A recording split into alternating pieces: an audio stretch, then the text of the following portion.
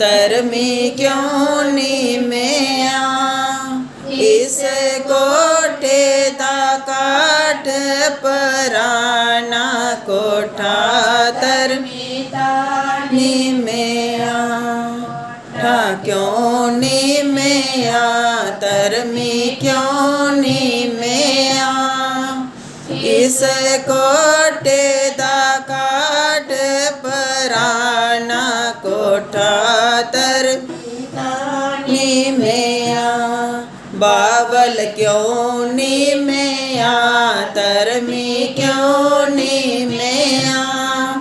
इस बावल दी कन्या कवारी बावल धर्मी तानी मेया।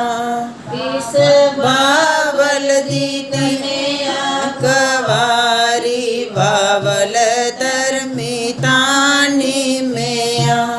माए क्यों रोमदी धर्मन क्यों रोमदी।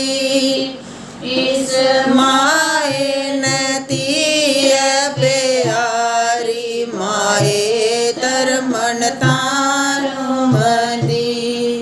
इस माए नती प्यारी माए धर्मन तारोमदी। क्यों हसदी धर्मन क्यों हसदी। इस पाबो ने ननद पराई पाबो धर्मन ता हसदी। कोठा क्यों नीमया धर्मी क्यों नीमया। इस कोठे दा काठ पराना कोठा धर्मी तानी मेया। चाचा क्यों नीमया धर्मी क्यों नीमया।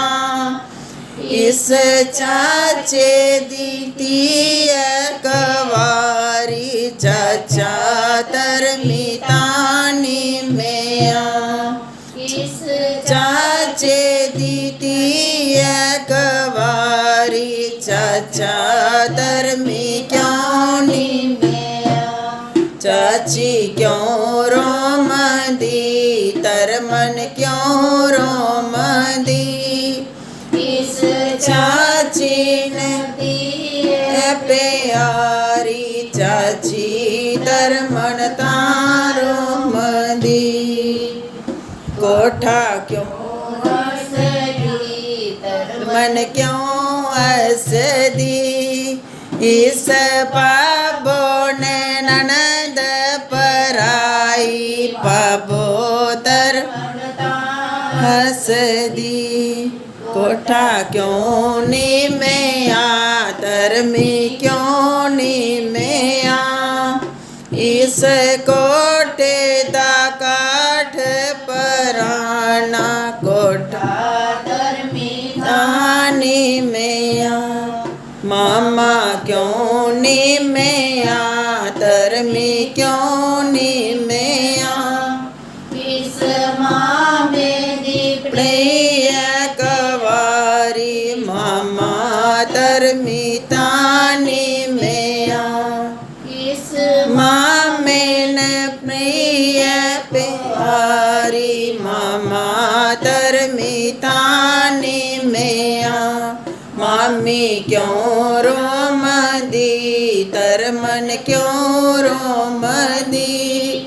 इस मामी ने प्रिय प्यारी मामी धर्मन तारोमदी।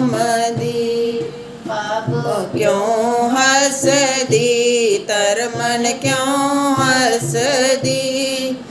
इस पाबो दी ननद पराई पाबो धर्मन ता हसदी। कोठा क्यों नीमया धर्मी क्यों नीमया। इस कोठे दा काठ पराना कोठा धर्मी तानी मेया।